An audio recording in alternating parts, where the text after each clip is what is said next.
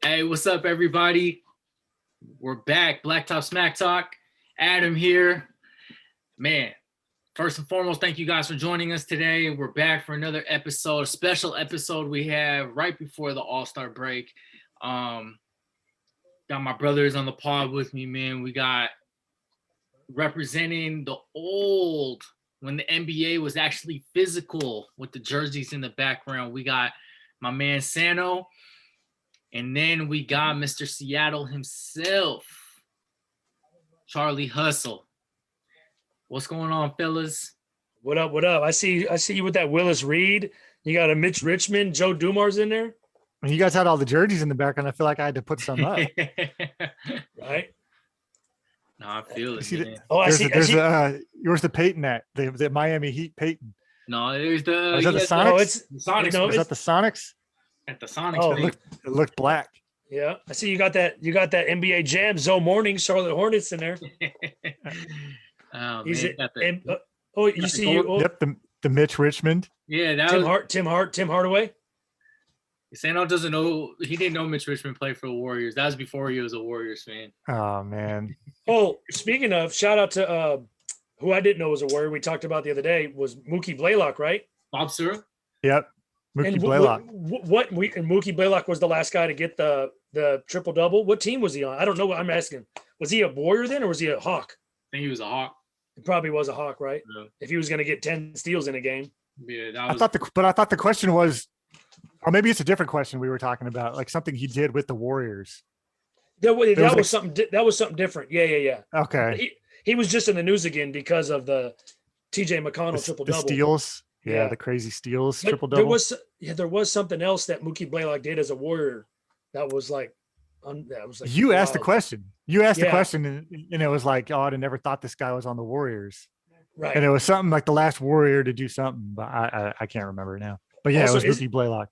Isn't Mookie in prison or passed away or something? Nah, I think I didn't hear about that. I think he's in prison or something. He has some stuff going on with the vehicular manslaughter, I want to say. Oh, is that what it Don't was? quote me on that. I'm not sure. I think that was the last thing I remember, but I don't know the full details of it. Right. Man, so as you guys know, man, we've been doing our thing with the interviews, and we've been getting pods out with interviews, and then we're doing breakdowns, and then just talking about stuff in the NBA. Man, today's a special one. Unfortunately, Bruce isn't here.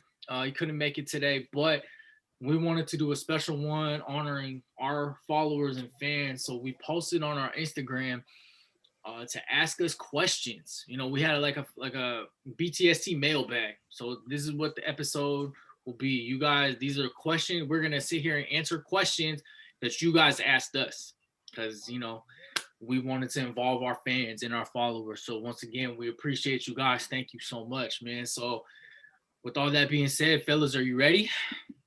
Come on. Get to it. So first, man, our man Jordan Reinhardt, man. Shout out to my guy Jordan. Boo. Our guy Jordan. He hit us with some good ones. 3 off the top of the dome.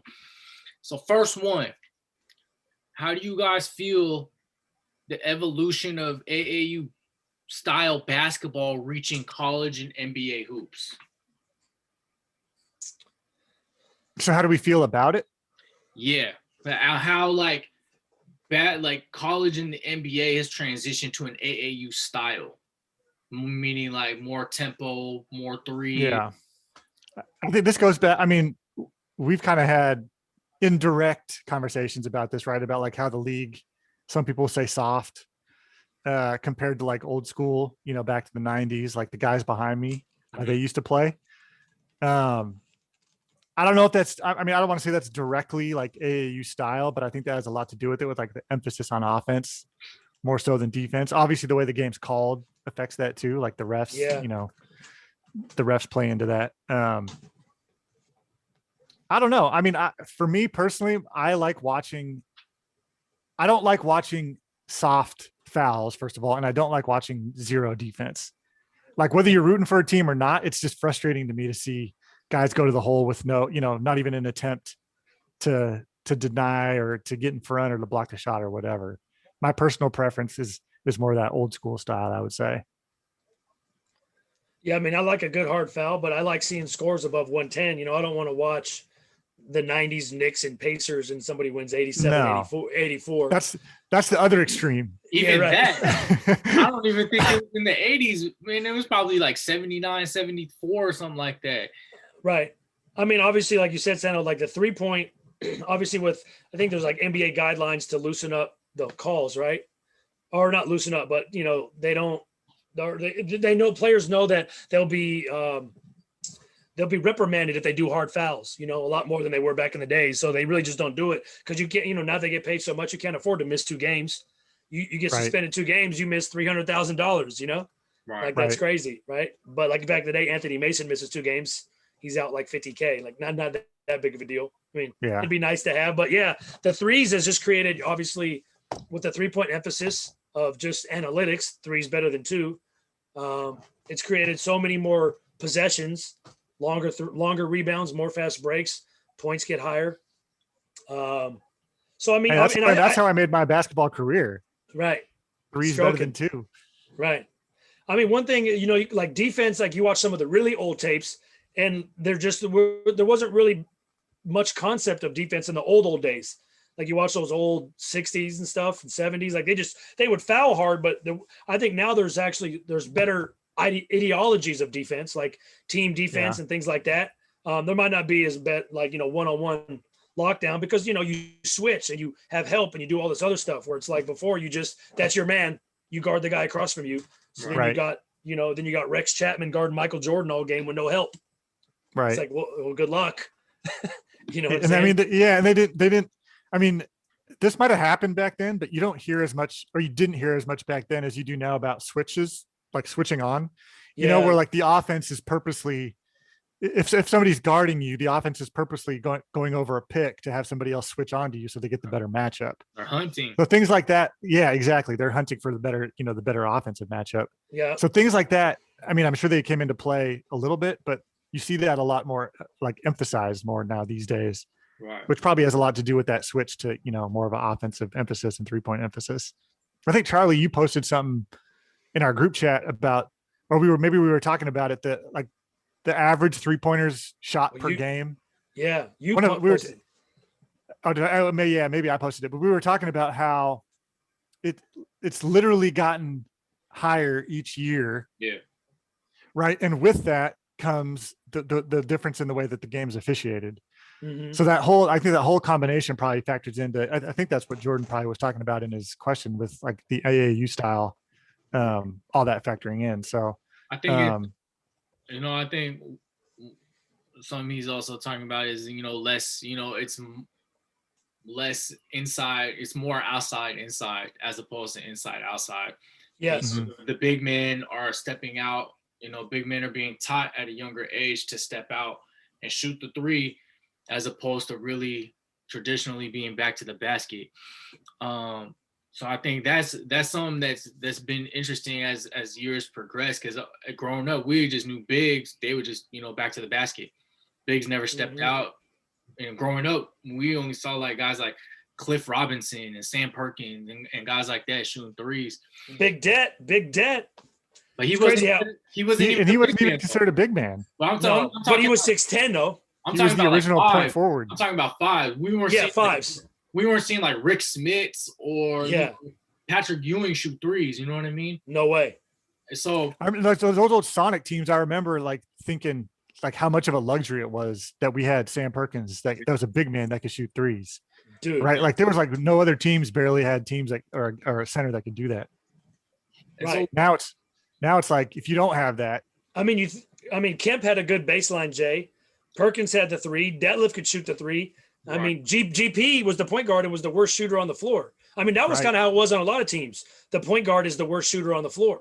And now sometimes your point guard's your best shooter in score, whether it's Steph or Dame or all around the league, like Jamal Murray, like all these point guards are the 3-point shooters, right? Yeah. We don't have the Mark Jacksons anymore per se like that.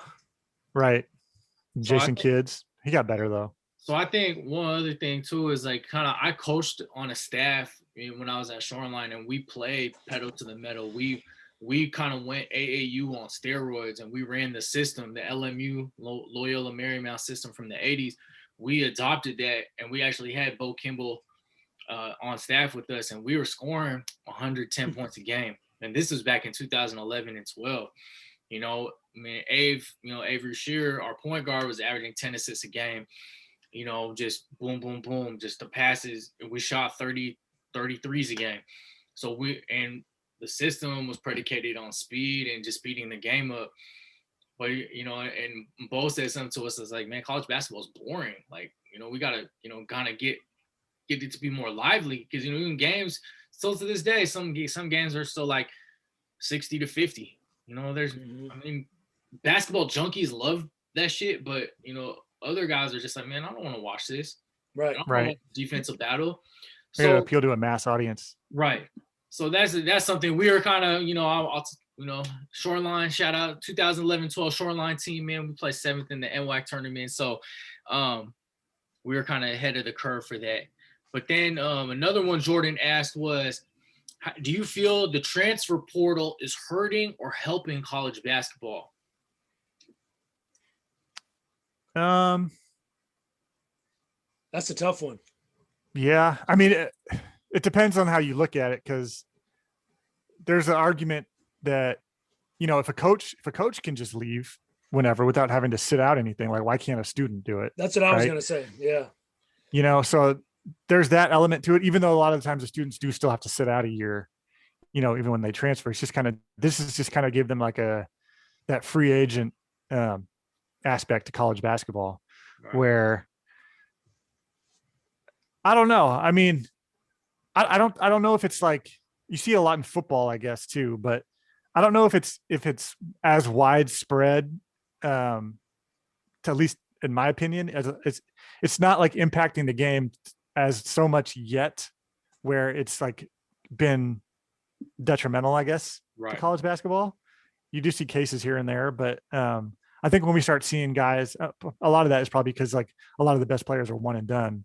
Mm-hmm. Right. So you're not going to hear about like a 5-star guy transferring after his freshman year, because he's probably going to the draft anyways. For now, I don't think it's hurting anything really. I think it's right, good that for the students should be able to have a choice.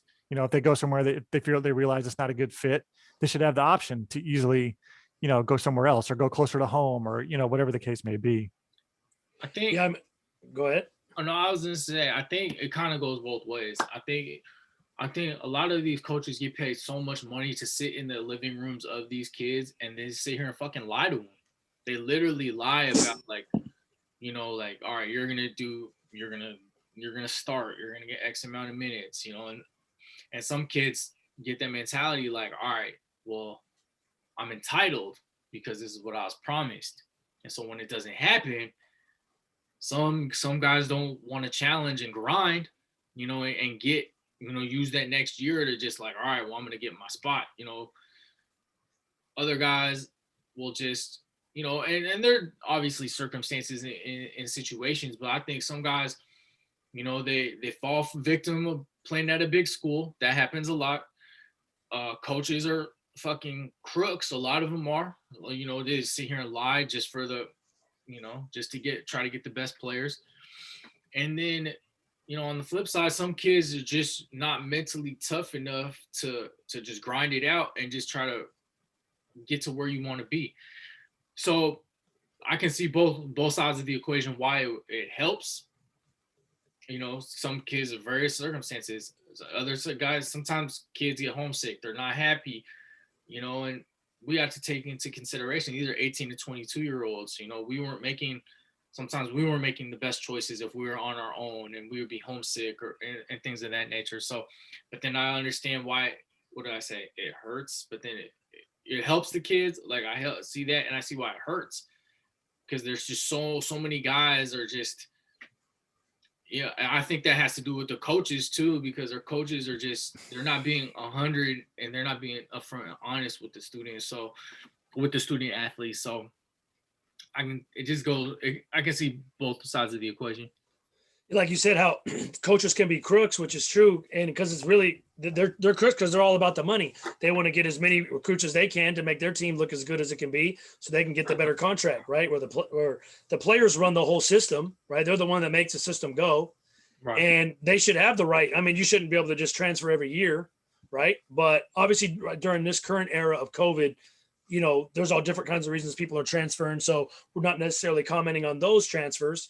But I think in general, yeah, you should, especially when your coach that you signed up to play for leaves, right? People like to look at it as, oh, they're quitting. They're not committed to it. And when the going gets tough, they get out instead of getting tough with it. But it's like, man, it's only fair. Like, you sign up to play with this coach leaves, a new coach has a whole new system. You would have never even entertained the thought of playing for this coach. And that happens a lot too. Yeah. So you should be, even if it's maybe 2 years after. So you kind of like, oh, he's that guy's guy now, right? He's that new coach's guy. But it's like, no, man, I didn't even want to play here, So that can happen a lot too. I don't think it's really hurt the system too much yet. I mean, if anything, players sit out and then they get to play a 5th year. So they're even better college players at that point, but they're not with that same program developing and learning within the program they started at. But I don't think that's necessarily a bad thing for the kids. I mean, like I said, the kids run the program. I mean, the kids run the NCAA, right? They're the product. So they should be able to have more say in their future and control of what they need. Yeah. So Jordan, this is Jordan's last question. Should America adopt the sports academy model that European countries have instead of high school and prep schools? So that would be what, just like no college and stuff at all, and you just pretty much in the program, like a feeder program to the professional league. It's like a trade school, but for sports. Right. Like they just go and specialize. Like you hear about this with like international like soccer. Oh, they'll go to like Barcelona, like they'll go to a Barcelona academy when they're like 12, and they'll go to these camps and develop, and they'll stay in the system. And then when they're able, they play for the, the under 18 team or under 16 team or whatever it is. And then when they get up to the top league, they'll be promoted to, the active roster to the actual, what do you want to call it, quote unquote varsity team. Similar to tennis too. I mean, that's an individual sport, but tennis, there's a lot of kids growing up, they go to tennis academies, like in Florida or wherever there's warm weather, and they just continue to do their stuff there. And it's primarily just tennis. I don't think there's that much academics involved. Yeah, I mean, I was gonna say, like, we were talking about the AAU thing, and a lot of the AAU teaches individual skills as opposed to team skills. Mm-hmm. Right. So obviously it's not the exact same, but there's a piece of that where it's like you're pretty much with this AAU program from the time you're 12 until you go off to college. Right. And I mean, if you enjoy that program, and then they teach you a lot of your own individual skills that you carry on. I mean, it's different, but that's all, the aspect of also the AAU. Right. Yeah. I think it'd be good to have, like, it kind of depends on how it's implemented, but like for guys like, these guys that play for the Ignite G League team, right? Like something like that, if they had been in a program all the way up, there would be never this question of like, should they go to college for 1 year and, waste time in a class that they're not going to finish. At least at the time, they might come back later and finish, but they know they're going to the NBA. Right. But then there's this other group of kids that they might go to this academy and then never make it to the NBA or never make it overseas. And they could end up then they got to go get a regular job and they don't have a college education. So finish. Go ahead and say, no, my bad. No, that's all I was going to say. I think it just kind of depends on how it's implemented, like how people are accepted or what types of players enter or things like that. So there's a lot of details that need to be worked out, but I do think it'd be a good idea for a certain group of kids. I mean, who would own it? Would the NBA players own these? They're individual, or they'd be separate, probably, right? Yeah, I would assume so. But I think, kind of dating back to when we interviewed Dr. Trevor and Ant, it's like, not everyone's gonna get to the next level, whether it's overseas or, pro NBA or whatnot. So it's like, well, what? I'm trying to play devil's advocate. So, you say there's an academy, but there's no will there be academics involved in that? Because like one of our episodes was called "What Happened," when the ball stops bouncing. You know what I'm saying? I look at it as like, okay, when you're 18, then yeah, you can do whatever you want. Like you should be able to go to the league if you want, but having that at least at high school, like that education, I mean, I think it's kind of crucial. Like I said, I'm kind of indifferent on. I'm just fucking stuck in between just because I see both sides. I would preach the education aspect, but developing and really, developing those skills and really just learning the game and really learning the fundamentals, I think is crucial also. But I'm kind of indifferent with it. Yeah, I guess there's. Oh, go ahead, Charlie. I was gonna say the whole education thing. I mean, most of these star players, yeah, they go to school, but they're not really going. They're not. I mean, if you're the one and done, you only got to get one quarter's grade check, and you're good for the year, right? So it's not like those guys are really going to school, anyways. I mean, they would still be going to high school though. But that's what I'm saying. Right. If he's talking about high school, yeah, high school. So. And what happens to the guys who they go pro and their careers cut short? Then what happens then? You know what I'm saying? What are we teaching them there? Or so did Luke? There are hella guys who've washed out in 2 years in the league. You know what I'm saying? Did Luke? So that whole time Luka was playing for wherever he was playing, was he going to school? So like, what's Luka's education? Yeah. So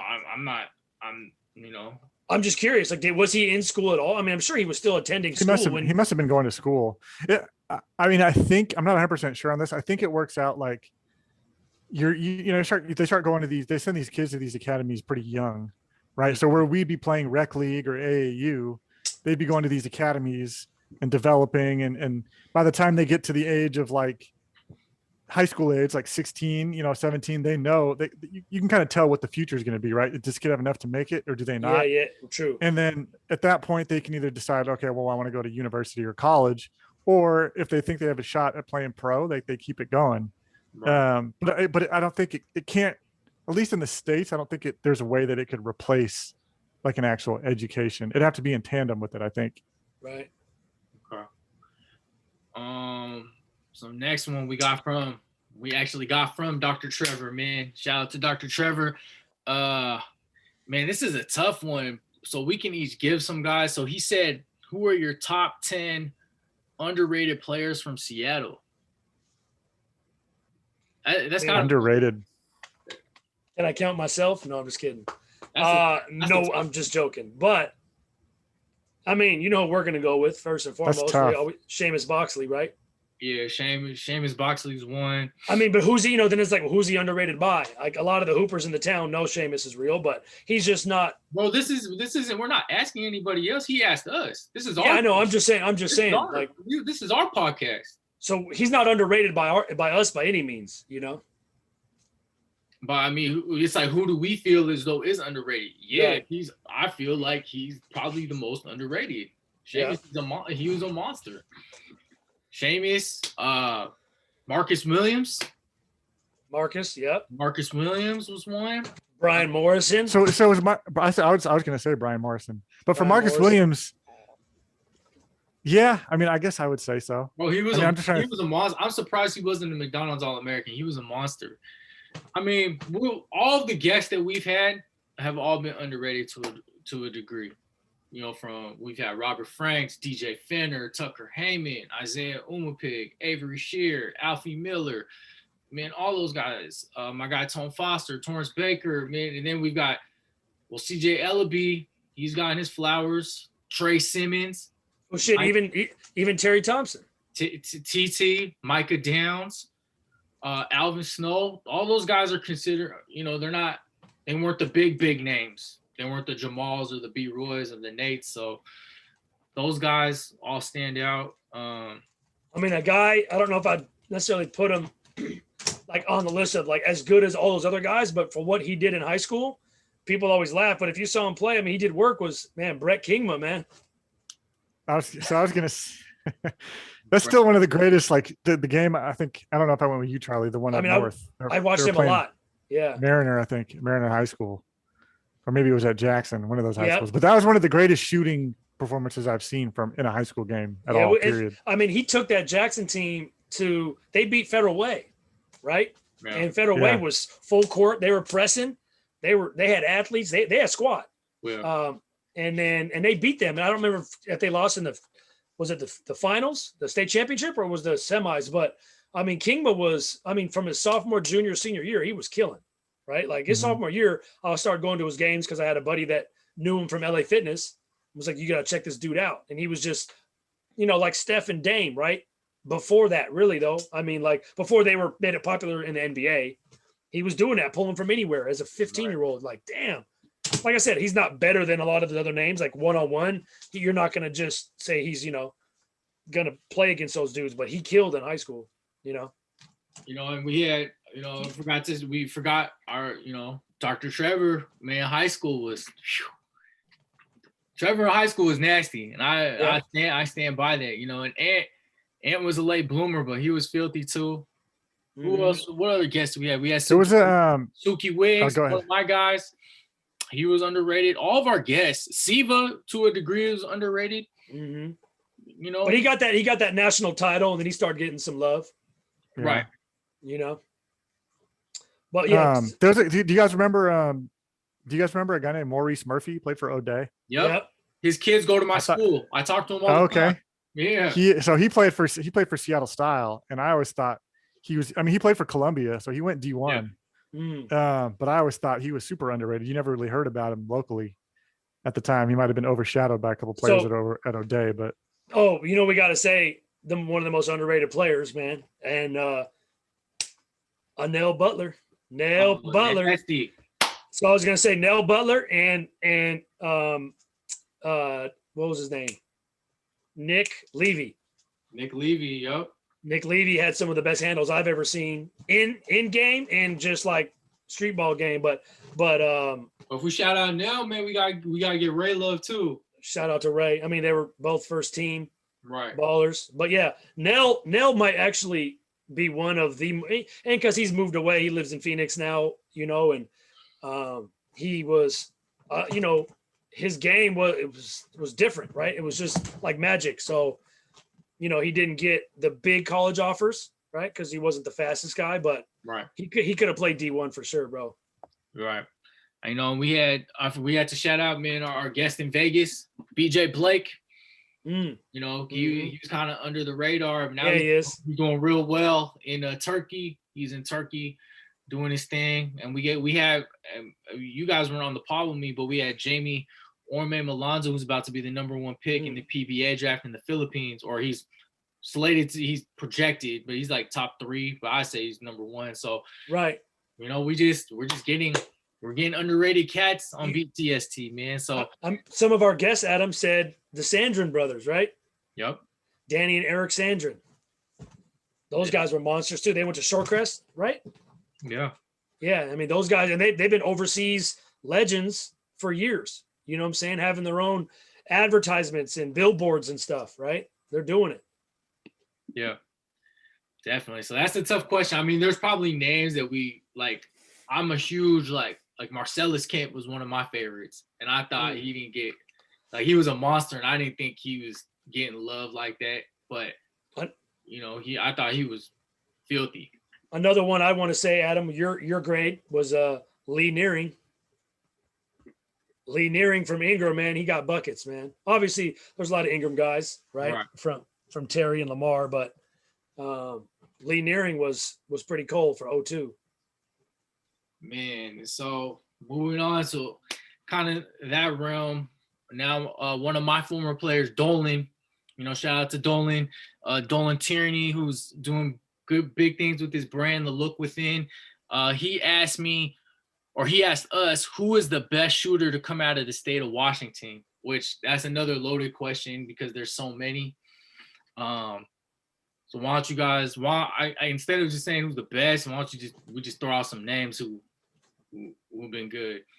I mean, y'all. I mean, when you say shooter, the first name that comes to mind was Kingma. I mean, first name that always comes to mind for me is honestly Trey Simmons. Yeah, Simmons. Yeah, just because of what he did as a Husky. So then you have to throw in Appleby, right? Because Morrison. I mean, Garrison Carr, Carr is nasty, right? Black Smiley. See, the best shooters I've personally played with would be Terry and Mark McGee, the Machine, former NWAC first team, way back in the day. Mark McGee, but he didn't play high school here. But I mean, there's Jamal Crawford always. Yeah. You got to throw him in there too. Lod was up there, one of the better shooters. Well, Lod ended up being USC's all-time leading three-point shooter when he finished his career. Lod, I'm gonna say the bro Alfie Miller. You got Alfie, Jordan Reinhardt. Yeah, Jordan, my God. Ghassan Kadir. He was pretty cool. I should have been on the underrated list too. Nah, no, I'm just kidding. Overrated. I was overrated. You were considered an impact newcomer according to the Seattle Times. I kept the bench pretty warm. God, yeah. I mean, shit. Even in high school, I mean, Levine could stroke it in high school. He was pulling from all over. Yeah. Man, then there's guys like Marcus Eccles, Corey Kispert, Joe Harris, right? Jamal Miller. Damn, man, we've had some good ones. Obviously, like Kemp, Marcellus Kemp's another one. I'm drawing blanks, man. Michael Porter. I don't count him. Well, on that famous 05 AAU team with Brockman and Spencer and Mitch. Martell was one. There you go. Ryan Staudiker was another. Martell, yeah. I mean, lottery pick coming out of high school. Mm-hmm. Yeah, that's man, that's crazy. And then, all right, so moving on, Dolan had another one for us talking about who are the most influential players to play in the Metro League. Jamal and Doug. Influential?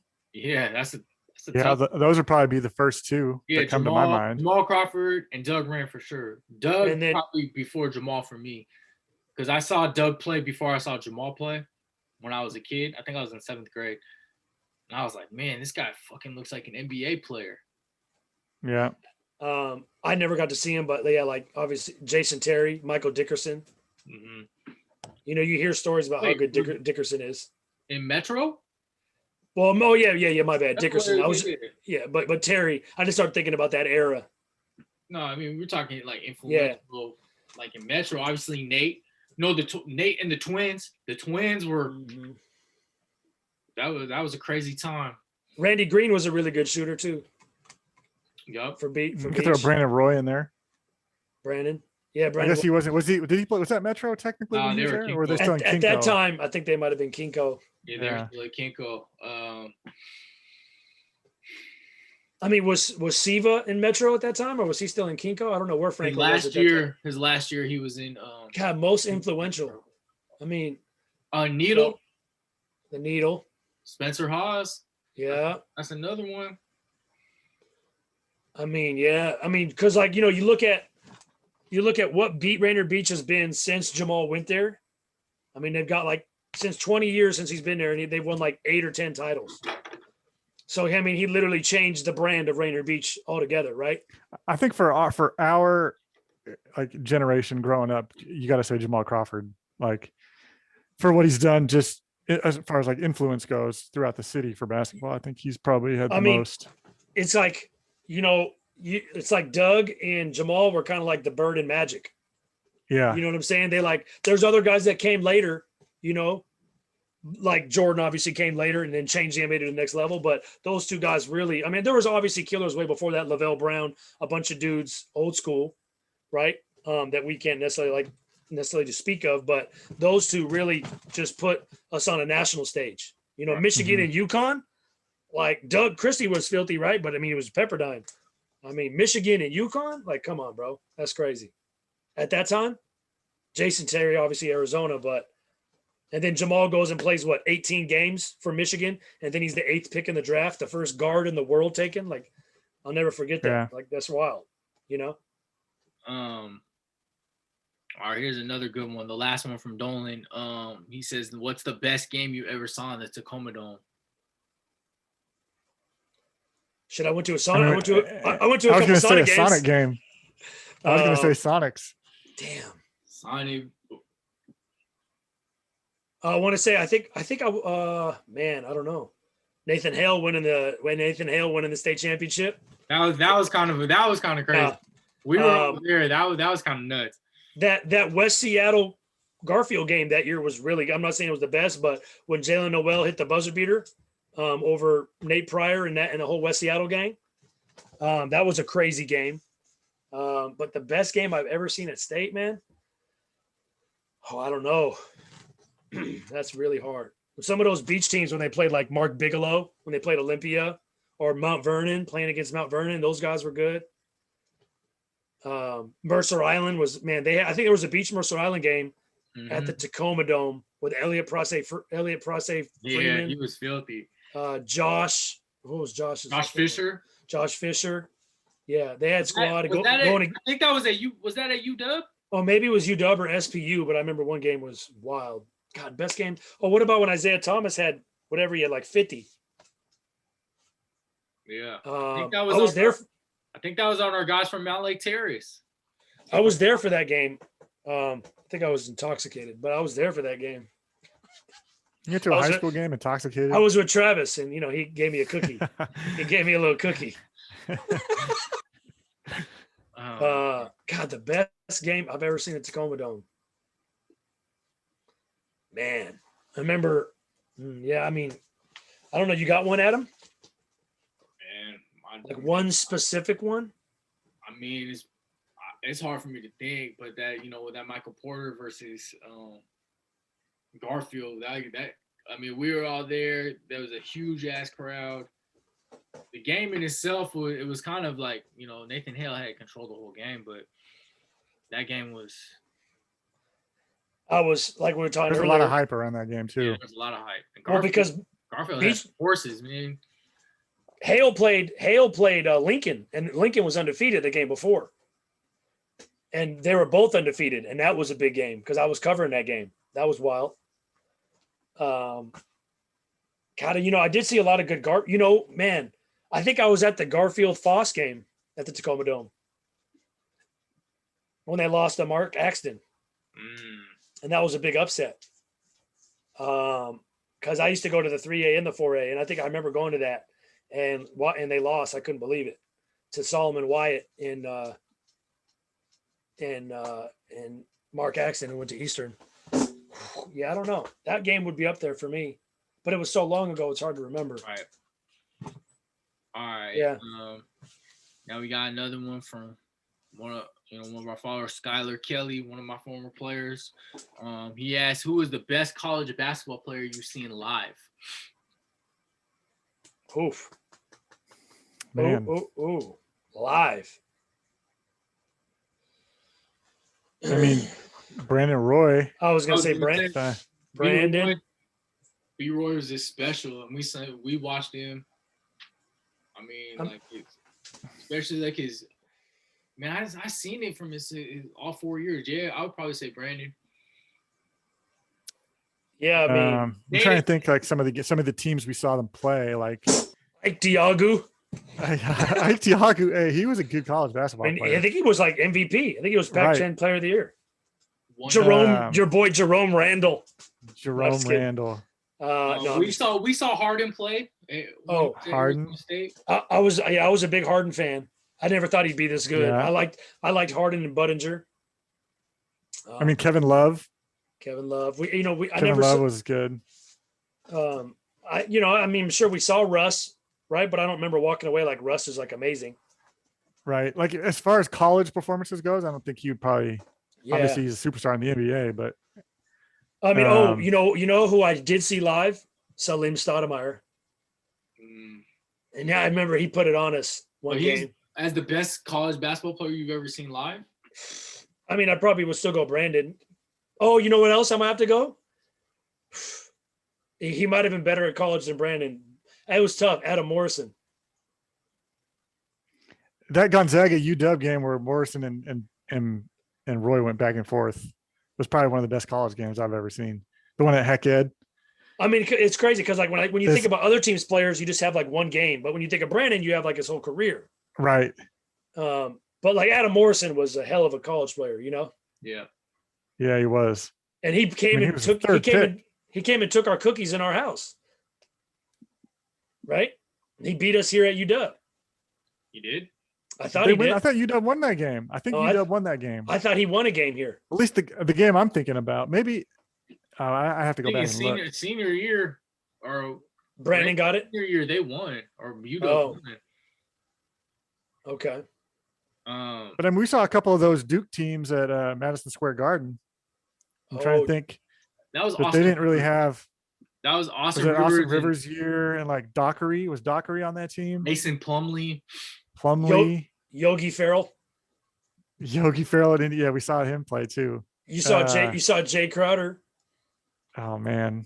And who else was it? It was Jay Crowder and it wasn't Jimmy Butler. No, I don't think Jimmy was on the team yet. It was Darius Johnson Odom. Oh, was DJ another guy. Yeah. Yeah. I got to see Mikal Bridges, Villanova, Eric Pascal. Oh. They played Seton Hall. God, I'm trying to think. I mean, we've seen some really good Arizona players over the years. Yeah, Arizona, UCLA, Oregon. Trying to think if Oregon's had anybody that we've seen. I saw Aaron Gordon in person. I thought he was special in college, but damn. You know, when I saw Jaylen Brown up close and personal in a game, I thought he was exceptional. I thought he was really good, but he's not the best. That's really hard to say. That's tough. Yeah, there's a lot. I mean, obviously we're going to be biased because we saw a lot of Brandon Roy here. Right. Yeah. I'll say too, Nate was special. That dunk that he had against Arizona off the lob, you know, the one that Ant was talking about. One of the for a college basketball atmosphere, never heard anything like it. It was insane. I remember the exact play he was talking about too. So Nate was special in college too. But yeah, overall, I would say Brandon. All right, now we got one from we brought his name up a bunch of times. Alfie Miller. He had a couple ones for us. He said, "Oh, this is a good one. Who do y'all think is the best player in the world not in the NBA?" Oh God, that's really tough. Yeah. Maybe it's one of the guys from the Ignite. I was gonna say somebody not in the NBA yet. I mean, someone like Cunningham, right? Who's like supposed to be first pick, or those guys from Ignite. I think he's thinking overseas. I don't think he's college. I mean, if I was to guess, I would probably say Mike James. He plays at Siska in Russia for EuroLeague. Mirotic plays at Barcelona. Nikola Mirotic, former NBA player. Rudy Fernandez. I mean, no, he's not really doing much over there now. I mean, yeah, I would probably say those two that stick out in my mind. But there's probably some. Isn't there some filthy American that's probably just killing it somewhere? Yeah, Mike James. I said. Oh, Mike James. Yeah. Mike James, like that. How old's Mike James? 35. What? I feel like he's been around forever. Nah, he's probably like late 20s. Is Anthony Randolph still playing over there? Or is he at Real Madrid?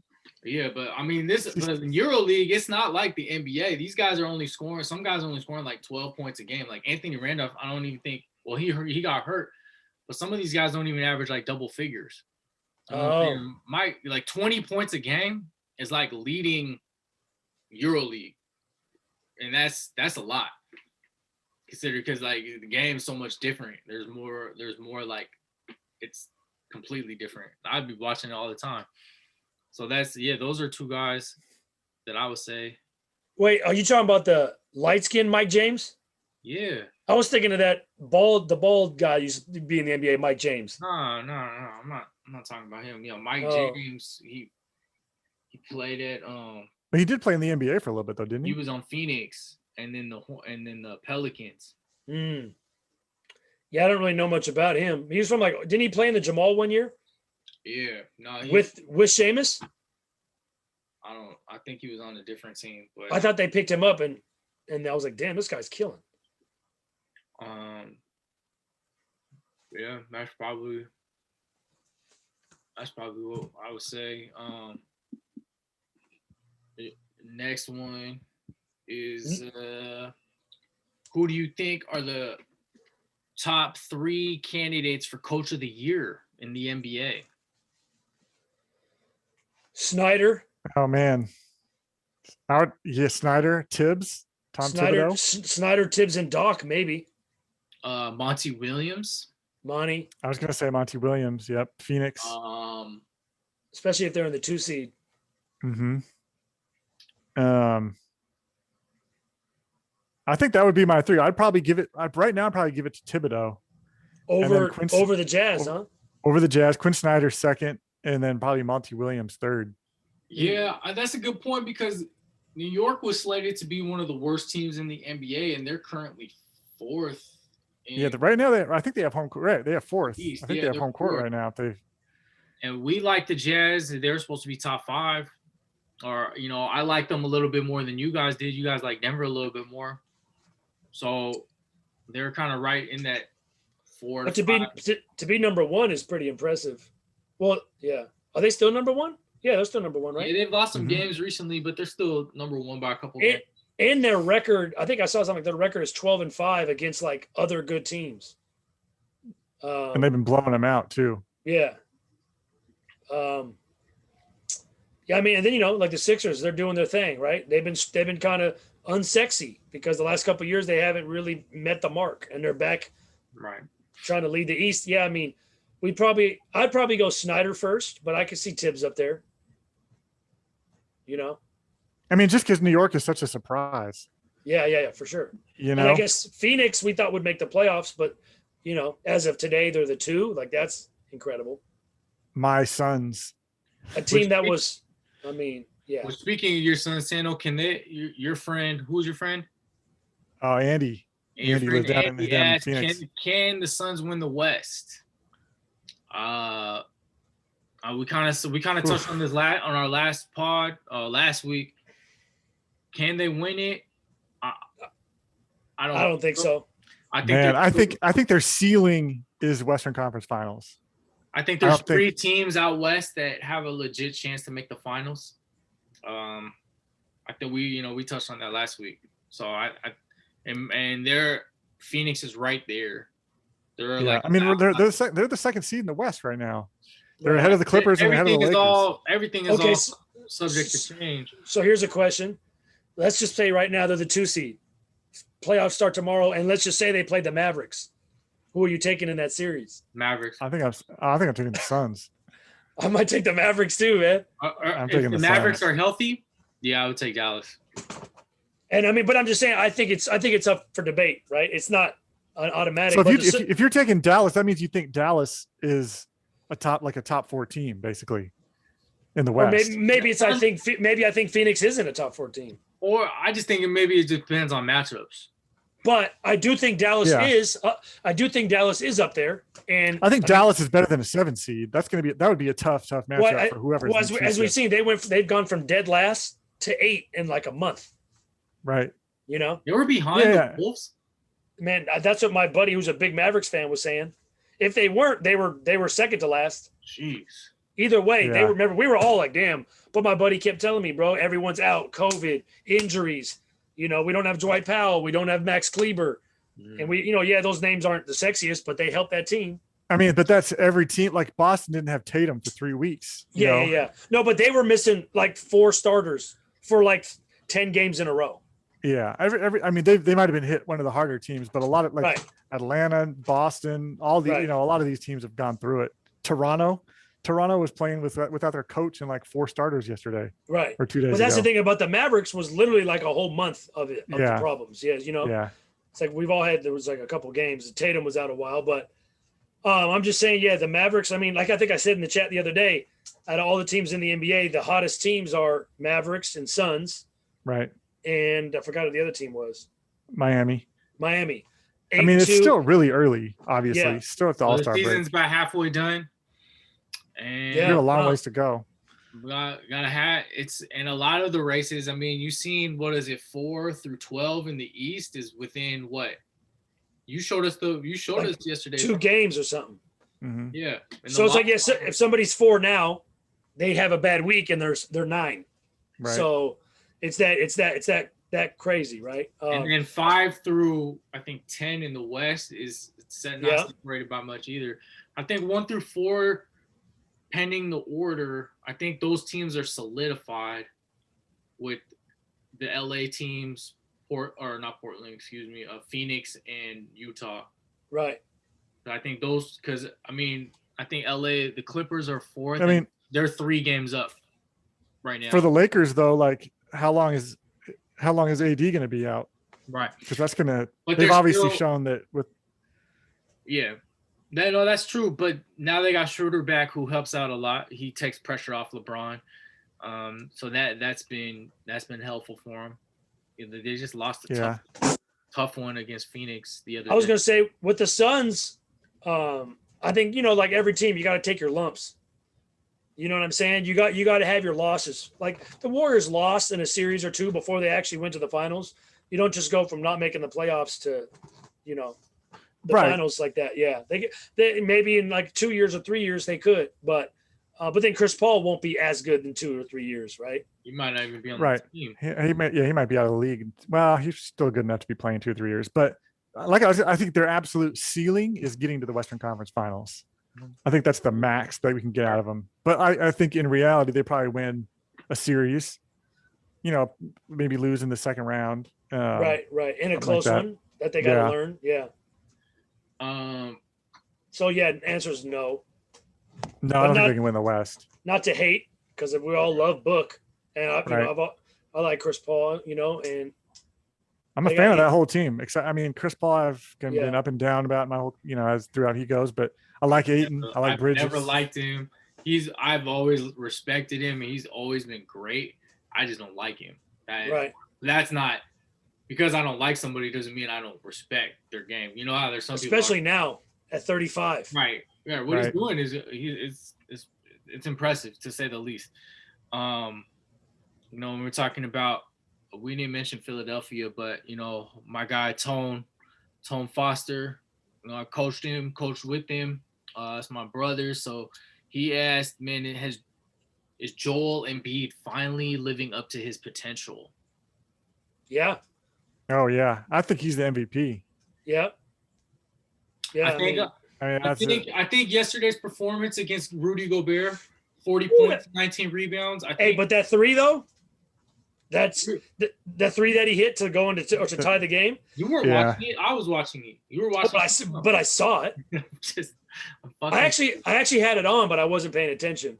Oh yeah, because I was like giving you guys the play-by-play.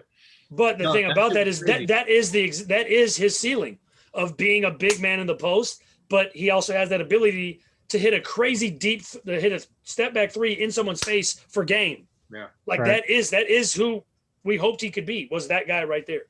Right. You see he's put the effort in the off season, and he's actually staying healthy. I think those two combined, and now you're seeing like what Joel Embiid is supposed to be. Mm-hmm. Health is probably the biggest factor, and I think sometimes LeBron has like one of the best quotes I've ever heard, and I take it a lot in life experiences. Is like, man, experience is the best teacher in life, and I think Joel Embiid last year was not in shape. He was hurt, and he was left off All NBA. Didn't make any of the All NBA teams, and he didn't make any of the All Defensive teams. Those type of things, when things happen to you, it motivates you, right? You see somebody like, you guys know PG. He went through a tough time last year in the bubble, was hurt prior. Now he's having a really good year, all NBA type. He's an all-star. Same thing with Embiid. He had to go through, and he didn't even play in the playoffs. No, that was Ben Simmons. Ben Simmons didn't play in the playoffs, but Embiid struggled. And he struggled mightily, and he didn't get those accolades, those individual accolades, because of, some of the things that he went through and that he didn't do. And so I think he used that as motivation in the offseason. I think it's been paying off. And I think Doc Rivers is putting him in a better position to. I was gonna say, Mhm. Rivers has unlocked or unleashed his also full capability, right? But also Daryl Morey has put the right personnel. That's big. Al Yeah. Horford, Al Horford. I'm sorry, Daryl Morey and Elton Brand, because they're combined with that. But Al Horford and Embiid just wasn't a fit. Embiid needs somebody. You can't have Al Horford and Ben Simmons together, because those are two non-shooters. I mean, Al Horford can, but he's a big man. You know what I'm saying? So it's like, so they put, Seth Curry, they put Danny Green, they put Tobias is really now the second option and the guy they go to in the clutch a lot. So I think they put a better team around Embiid, similar to when it was like JJ Redick and Covington and Saric when they're a couple years ago. So I think those, and a guy that's helped him off the bench too has been Shake Milton. A guy they didn't really have, a guy like that coming off the bench to score. So yeah, I think it's he's I don't think he's reached his ceiling yet, but I think he's slowly proving like when he's at his peak, he could be the best player in basketball. Right. It's so crazy because the margin of error is so small. So think back to 2 years ago, if Kawhi misses that three, right, and then the Sixers go on to the next round, and maybe they play the Bucks and go to the finals, right? Then it's like the narrative on the Sixers would have been way different, right? Just because of that. Well, was that shot Game 6, or was that Game 7? Kawhi, Game 7. Yeah, the Kawhi was Game 7. It was Game 7. Crazy. Okay, yeah, crazy. Yeah. And last question we got is who is your most improved player this year? There's a couple. We've talked about this in the chat a little bit. Obviously, Jeremy Grant is big.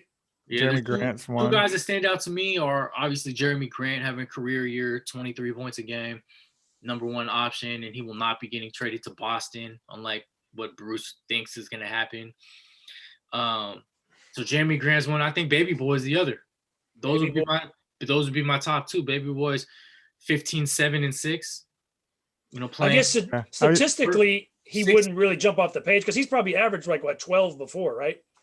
But I'm looking at like just his overall growth, and he's getting 20-point games, and then like he's making plays to win games on the defensive end, and so I think exactly, man. Shout out to Baby Boy, is like he's making plays on both ends and really solidifying himself as one of the best young point guards in basketball in the NBA. Mm-hmm. So I mean, a guy that before he got hurt, my number one would have been Christian Wood. I would have had him. That's a good one. I would agree with you. It's probably him and Grant. They're right there. Yeah, him and Grant, and I also want to throw Randall in there, Julius Randle. Oh, yeah, that's a good one. Yeah, so there's a couple of contenders. Usually that award just goes to whoever's numbers just jumped off the page, right? Right. Baby Boy's impact has been major. Right. Right. But there's some under the radar guys like Chris Boucher, in Toronto. Mm-hmm. He's a guy. He's probably not going to win it, but he should probably get some votes. Yeah. Guys like that. So I mean, I think my top two personally would probably be Jeremy Grant and Christian Wood. Right. Even somebody like he's probably gonna be my sixth man, but even somebody like Jordan Clarkson.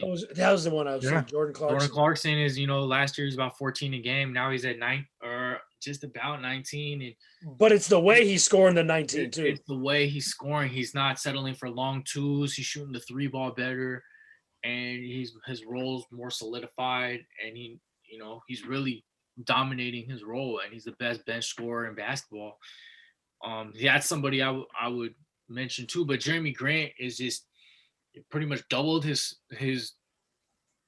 scoring average, his usage, and his game is just like, when he was playing in OKC and in Denver last year, you didn't think like, damn, like when we all crushed him signing with Detroit, but now he's proven, like, he bet on himself, and he's it's paying off for him. He's actually a bargain for what they, Yeah. Mhm. for what they're getting out of him. I'm That just like, contract. dude, if this Jeremy Grant was playing with Russ and PG, if he would have been this good then, they probably would have had a chance at a title. Mhm. Same thing with Denver last year. But I it's think- also letting him do it too from the coach's perspective and all no, that. man, see that's the thing. The ball's in his hands more. Which On the other teams with Russ, PG, Jokic, and Murray, the ball's not in his hands as much. Mhm. He's playing off the ball. He's spotting up for the corner three. But yeah, shout out to Grant because like they said, he could have stayed. They said that Denver and Detroit was the same money, but he wanted to go to a city that was predominantly African American, and he wanted to play for an African American coach, which And was the a GM. and a GM, which was a big reason why he chose the Pistons, right? Yeah. So you got to give him props for that, man. Oh yeah. Yeah, he could have stayed in Denver and maybe tried to help them get a title, but Right. he's like, no, I'm gonna go. And the current era of what's been happening on social activism, you got to commend that. No, for sure, man. So those are all of our user questions, our fan questions. I got a fan question that I brought up in the chat. All right, what's up? Who's your favorite Sonics role player? Favorite Sonics role player? This is a fun one. Oh man. You So can you can only pick one. You can name a few. I mean, this is I mean, Seattle. we can go on It's a- forever. We it's a can go Seattle forever pod. naming Sonic Yeah, role so players. I'll say Bruce at Hersey Hawkins. Hersey will be one. Nate McMillan, obviously. Brent Berry. I love Brent Berry. Hello, Brent Berry. Bones. Brent Berry next to Ray Allen. That was fun. When Brent Berry was playing point guard, I loved it. Dimes. I loved Marshall Lonis. Oh, Saronis is one of my favorites. Marshallonis. Even though he wasn't there for very long, I was a huge fan. And Marshall Lonis. Kendall Gill was good too. So Kendall Gill is one of my favorites too. those will be Yeah. mine. I was thinking Detlef, but he was an all-star with us. So I was like, He's I wouldn't call Detlef a role player. right. He's a little bit above that. Right. That's Whatever what the next step is I above kept that. thinking about it, but I was like, man, he was an all-star with us, so I don't think so. Was Kendall Gill ever an all-star with anyone else? He made the all-star team with us? No, not with us. No. With anyone I else. mean, it would have been with Charlotte, right? He before. was pretty I don't good. He think was so. pretty good for a while. I don't think he was. Kendall Gill was one of my favorites. But they said he wasn't like they said he didn't get along with the players and the coach, right? Right. He was. I mean, like they traded him for Hersey Hawkins. which we're So going to get into. We've heard Really? they could have traded him for Clyde Drexler straight up, but we didn't. That's always We don't going need to get into that. Yeah. There's a lot of stuff that's going to burn me about the Sonics. There's a lot of like One we guy- can even- I was going to say one guy I liked, but he wasn't like I liked him as a fan, but like watching him, he would always frustrate me at times. Was Vincent Askew? ask you. Yeah. Yeah. I don't know why he for some reason he always had some like boneheaded plays from time to time, but he was still like one of those effective guys off the bench. Yeah, I mean, didn't we have him guard Jordan a little bit too? Yeah. I think Yeah. so. Yep. Oh, that I series. loved him. Older, like right when we started to develop the mind of watching basketball, Ricky Pierce, Yeah. Yeah. big paper daddy, which most people don't know that nickname. Right. Uh, A lot of Yeah. people- Eddie Johnson's a good one. Eddie Johnson was a good one on that team. Eddie, Dana Barros. yeah, Dana Eddie. Barros. I listened to the Eddie Johnson pod that you talked about. Eddie- And Did, it was really did- good. He talked about Sadale Threet and how he's one of the best Sadale teammates Threet. he's ever. He said that Sonics team that lost to the Suns with Barkley. Yeah. He said that was the best team I've ever played on. The talent from top to bottom was just unbelievable. He when they said got when- robbed. Derek McKee. That's another one. he said, yeah. So he talked about having Eddie Johnson and Ricky Pierce. He talked about having Sam Perkins and Michael Cage. All these really good veterans. Yeah. On that Mhm. team. And yeah, they had Charles, but we were better than Phoenix and we knew it. And they But, should have yeah. won that series. I mean, hello. How many free throws did Barkley shoot in that game? That game Yeah. 7. I've always talked about Flip Murray. I think we all Murray's a like good Flip one. Murray to the point where he became not a role player. He became our best player when Ray went down. Right. Mhm. A name that I said it. I think we've all liked. Adam maybe didn't like him, but Shammond Williams. I like Shammond. I was going to say Shammond Just Williams. because he's I a like Tar Heel. Because he's a Tar Heel. Oh, I like Shammond Williams because he was a Tar Heel. Yeah. I liked him at North Carolina. I like that brand. I like the brand that he had. He was branded. Yeah. And he had an and one sneaker. I'm saying, I said Nick Collison. Yeah, fuck Collison. Collison. No, Collison's great. That's The a good pillars, pick. him and Ridnour, the two I mean, pillars of. He was probably the best screener of the 2000s era in the NBA. I mean, on a title contending team, you want a guy like Nick Collison coming off your bench, but you don't want him as a cornerstone of your franchise. Which is what he was. We could talk about Reggie Evans and Danny Fortson. Reggie Evans. Yep. Oh man, Reggie Evans was good. He was good. Man, we got this guy later in his career, but Terry Cummings was. Mhm. I always liked Terry Cummings. I was like Sonics 2001, I want to say, or 2000, something like that. Yeah. I mean, he was an all-star earlier in his career, but also later in his career I loved him. Since his days at UCLA was Earl Watson. So right, but Earl was filthy, right? And then I always wanted Earl and Delonte to play over Ridnour. Delonte West too. He was only with us for it was only half a year, I think. I feel like back in the day, for some reason, Sano liked Eric Snow. Did you? I liked why I liked Eric Snow was because he was in the backcourt with Sean Respert at Michigan State. Oh, okay. I think I remember Sean back Respert in the day. was one of my favorite players. Oh, okay. And I was like, oh, we got his backcourt mate. We got Eric Snow, and I was pumped about that. Yeah. Dang, those are some, I mean, obviously you could go on forever with some of these Sonics, but you break it down by like by era or by coach that we had at the time. I mean, even though he was frustrating and he's not the best, I liked Radmanovich, right? I liked him in game. I liked him shooting threes. I didn't mind him. I wanted him to shoot. His basketball IQ was. Oh, he was a doorknob, but I liked it when he shot. For some reason he was 6'10" and he pulled that three like with no conscience. Damn. Oh man. Oh, gosh, I could not stand that fucking. See, for me, who mine I always say is Damian Wilkins. I couldn't stand him. Because he should have been a role player, but he was trying to be like, Jordan Clarkson or something. Like, even Clarkson's a role player, but he was trying to score every time. Like, pass the ball, bro. I mean, was that coaching or was that him? I think it was lack of personnel. What about Desmond Mason? Oh, he's up there big time for sure. That's a good one. I forgot about him. I got the Mason jersey. I'll put it up next pod. Travis bought the Luke Ridnour. We had it at the store.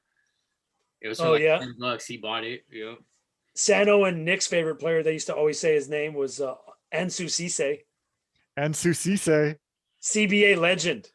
Oh man, I loved Ansu Cisse. But he never even really had a role in the team, No. So he wouldn't really count. But yeah, man, we named a lot of them. We named a lot. Yeah. We could go on forever with Sonic role players. There's some good ones too. Gerald Patio.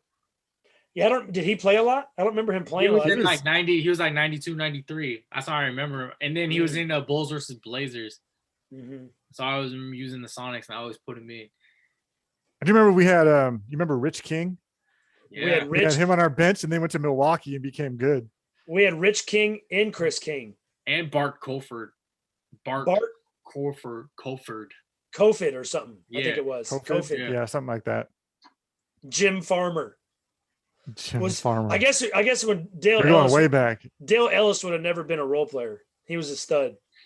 No, I don't consider him a role player. He did play for us twice though. He left and came back. Yeah. Yeah. I mean, there's a lot. There's a lot. I mean, when you think about our team that made it to the finals, you pretty much have to go probably with Hersey and Big Smooth. Yeah. I mean, Mac-10 on that team, right? But yeah, Hersey was just fun. Yeah, on that team, that's probably Perkins. Obviously, everybody loved Perkins. Yep. Mr. Sonic McMillan. Man, before we got deadlift, man, I love Derek McKee too. Yeah. Those versatile forward who can guard. Yeah. Yeah, that's if anyone else has a question, but that's my question. We can go on forever, but yeah. You got anything, Kendall? You got any questions off the top of the dome? Man, who's your favorite? Let's stick to the role players. Who's your favorite current role player? Clarkson for Adam. That's what I was gonna. Clarkson? Clarkson got to be, man. Got rep. Filipino. Gotta be. My Filipino brother, man. Him or Blake Griffin. Damn, Man, Blake that's weird to Griffin's say a Blake role Griffin is a player. role player. Yeah, man. He's not getting role money. Man, He's not even on a team right now. It hurts Oh, he your is, boy. but- It hurts your boy to say that, man. But nah, man. I would say Clarkson. Clarkson for sure. Sano will probably say LeBron. Nah. There's better role players than LeBron. Okay. I mean, I'm a big fan right now of Mikal Bridges Oh, Bridges is for, big. for That's Phoenix. I'm a big Yeah, fan good of call. his. I was trying to get him from you on fantasy. I know. And my other guy, the other guy you were trying to get, former UW, Justin Holiday. And he's carving his name as a real solid role player. Right. I would put him up there as one of my favorites too. Does he start? He starts now, Starts, yeah. Wow. He probably won't when LeVert and Warren come back, but Oh yeah, Levert, monster. What about you, Chuck? Man, I mean Clarkson to me is probably the best role player right now. Well, that's not the question, dog. It's My who's your favorite? Man, that's tough. I mean, is 5 a role player? Michael Porter. That's a good one. I mean, I guess 5. I think 5 is kind of better than a role player. Yeah, that's all. They need Yeah. him because they need him to play like 3 roles. You need to distribute, run the offense, score sometimes, and play D. Which is, I mean, that's what you're supposed to do as a basketball player. And rebound, But- actually. Yeah. he does a little bit of everything. Porter, obviously, with the Nathan Hale connection, because he's a role player, right? Mhm. I mean, Right now he is. yeah. My favorite role player ever, though, is Jamal Crawford, for sure. Even though, at times he probably should have been a star, but Jamal's the ultimate role player, probably. But yeah, I'm thinking I'd probably go Porter. Yeah. You know who else I'm gonna do this one for Sano? Carmelo. I like Carmelo as a role I know, player. I know. I was you're saying right. I was saying that. Right. It's I was saying crazy. if we could have Olympic Melo throughout his career, he probably would have won a title somewhere. Right. Yeah, Melo, just his whole story. I mean, think about this guy, yeah, he has games still of 6. The other night he had 29? And this guy didn't even play in the NBA for 2 years. That is pretty crazy. Maybe it was a year and a half, but Yeah, and maybe that's why he's still able to do it, because he had to, humble himself and recalibrate how his game will fit in today's game. So, Right.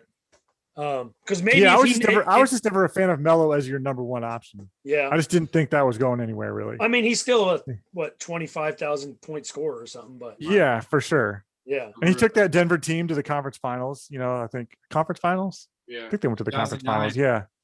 Right. So, I mean, yeah, I just always liked, especially after seeing him in those Olympics, where I was like, man, this guy is perfect for that second, third role. Yeah. Like perfect. You can't get a better role player than that. Is Goran Dragic a role player? Yeah. Yeah. He's pretty fucking good. I like him a lot. I like him. But no, because I mean, sounded shit, funny. I like last him year- a lot. last year he was damn near averaging 20. I guess so was He Clarkson. was their leading right? scorer last year. Over Jimmy. Maybe in the bubble he was their leading Maybe in the scorer. bubble. Yeah, maybe. But yeah, probably Porter, Melo, Dragic, All right, last one, and this is Terrence Ross. Terrence Ross, another super sub, instant offense off the bench. Last question I have real quick before we get out of here is, man, we all got jerseys hanging in the background. What's your favorite jersey that we wouldn't think is your favorite? It's not the obvious, like obviously Charlie, like we think like your Arenas jersey is your favorite. Like what's one that you got, a jersey that you have that's a favorite? I mean, Oh man, I got 2 that come to my mind. you still own them? Yeah, I still own them. Oh wow. I mean, obviously I have Gill. I have a LeBron that I sewed. I have a Michael Jordan that I sewed in half. That I had this lady at Alterations dry cleaner sewed a home and away Wizards Jordan jersey. So did you cut that jersey yourself? She did. No, she did. I brought them both in, she and, did it. and so I got 2 of them, and then I sold one on eBay for hella that paid for both jerseys and the cost of making them. But that one's a rare one. I have a LeBron one where I have a Cavs home and away, and they did it down the side, so it's front and back. or the Wizards is Mhm. left and right. Either that or my other favorite jersey is not even a basketball jersey. It's a Kansas City Royals Bo Jackson jersey. Or That's a good one. I have an old school from 2000 when he played. He never played for him, but I have a Jordan White Sox baseball jersey, 45. That's a good one too. But yeah, those are mine. Mine are more conventional. Oh. I got one more later. I had a Jamal Mashburn Dallas jersey. Oh, 24. Which was, that's one of my favorite jerseys ever. Is it faded? Are you trying to sell it? How much you willing to offer for it? I mean, I don't know. We'll see what the market is. We'll see what the market is. All right, I'll throw you a price. The other one is the Sean Kemp Team USA jersey from the '94 basketball championships. Yeah, because we got to go. My mom took us up there. I had that Toronto. jersey too. Champion, right?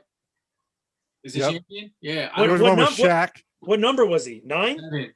Oh, 7. Yeah, it was one with the team with Shaq and Reggie Miller and man, was Gary on it or no? I don't think Gary was on that team. I think they had like Dan Marley. Dan Marley might have been on that team. Okay. Dan Marley, Isaiah Thomas, Kevin Johnson, Mark Price. I think Zoe was on there. No, Zoe wasn't. Derek Coleman. Yep. Steve Smith. What size is the Kemp? 44? 48. Oh, nice. 48. That's when we used to wear them baggy. We used to wear them baggy back then, remember? That'll fit perfect on me. I'll throw in a package deal for you. I do want to shout out. Actually, I have a Shaq one too from the same Team USA. I have a Grant Hill and a Penny Hardaway USA, but I would shout out I have a Rafer Alston authentic Raptors jersey. Oh, that's a good one. And the one that I wore to Summer League when Jeremy Lin torched John Wall, the Wang ZZ Mavericks jersey. Oh man, that's a classic. That's a classic. Yeah. Man, mine's obvious that the Mike Bibby Arizona. That's probably one of my all-time favorites. Wait, do you own a Duke jersey? That's crazy. I don't. I have a Grant Hill Duke jersey. I don't have a. And Adam will buy that off you. I was like, what Duke player would I try? What I would have gotten? Dunleavy. I love like Jabari Parker. And I probably could still find his Duke jersey on like eBay or something. Maybe at a garage sale. The Mike Bibby Arizona, Mike Bibby Vancouver. But Mike Bibby Big 3 joint. I got that. Remember, I wore that to Summer League. I want the Mahmoud Abdul-Rauf summer. Ja got that. I would get that one. Yeah, Ja bought that one. He did buy it? Yeah. I would actually love to have a Mahmoud Abdul-Rauf Nuggets jersey, but it's too many bad memories. Oh, yeah. Facts. Like, that'd be a dope jersey, except that they beat us, right? Like, that'd be cool, but that's just bad news. Man, I had I love this dude, and Sweeney would be proud of me, man. I had a Kirk Heinrich Bulls jersey. Okay. Kirk Heinrich Bulls. Then my obvious ones, man, I got PG jerseys, Blake, But yeah. Where did you buy that Kirk Heinrich jersey? Charlene bought it for me. I think it was like Fanatics. Oh, okay. Because that was when he was a pillar on the Bulls. I was gonna say, yeah. Do you remember when you're younger going to JCPenney and then on the wall would be all the Sonic jerseys you could buy? They would have Kendall Gill, Nate McMillan. Yeah. And that's why I got Nate McMillan. I still have it from this day. JCPenney's downstairs. Yeah. Because everybody would have everyone in the men's section, the boys section. Yeah. Everyone in middle school had Peyton and Kemp, 20 and 40, 20 and 40. And I was like, well, I don't want that. I was like, that's why I wanted Nate. You know what I'm saying? So I've always had that Nate. That's a 44. I mean, I was like 7th grade probably or something. But yeah. Man, those are some real quick, if you could pick just one jersey that's your favorite that you would take, what would it be? That I could just one that you could just have. We can't say multiple. You got to just say one. Yeah, I have so many from my favorite players too. I got all the D Wills, legs. Man, the pinstripe Penny Hardaway Magic jersey. Ooh, that's a good one. Probably Mike Bibby Vancouver Grizzlies. Oh, that's fresh. Oh, that's a good one too. Yeah. It's so fucking big because it's like, remember the jerseys were +2. So the shit looks like a dress on me. Oh, And then plus, like that was when I was bigger. Now I'm skinnier, so it's like, oh, it looks hella like big on me. But you want that Yao Ming Shanghai Sharks? That's a classic. I used to look for that on eBay. So yeah, what about you, Sano? Man, for one that I didn't own, I'd probably go the Larry Johnson Charlotte Hornets. Oh, The Grandmama. filthy. That's filthy. Was he number 4? Two. Number 2. I Yep. knew it was a single digit. Yeah, that's right, 2. Damn, yeah. And they had pinstripe jerseys too, right? Sometimes. Yeah, they had the little stripes. They're kind of subtle. Yeah. But, So yep. even the Bulls, remember the Bull? There was that I remember that Jordan black and red pinstripe. Yeah. Bulls. Mhm. That was as crazy as we could get away with wearing that jersey, and they were like our enemy. But just Jordan was that guy. Bro, I know. my sister had a Muggsy Bogues Hornets jersey. Oh, that's sick. That's a good one. I remember it so vividly. She had one. And I had the same one too, Sano, the Camp USA champion, number 7. I used to wear that all the time. I don't know what happened to it. Yeah, that's pretty good. Probably stole it. Damn. What if you had the Master P Hornets preseason jersey? Oh man, you could probably find that on eBay Oh, that'd be something. on nolimit.com. Those are right, good. Those are good questions.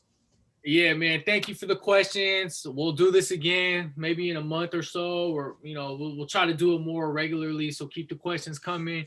We appreciate your support. As always, follow us on social media and subscribe to our YouTube channel, man.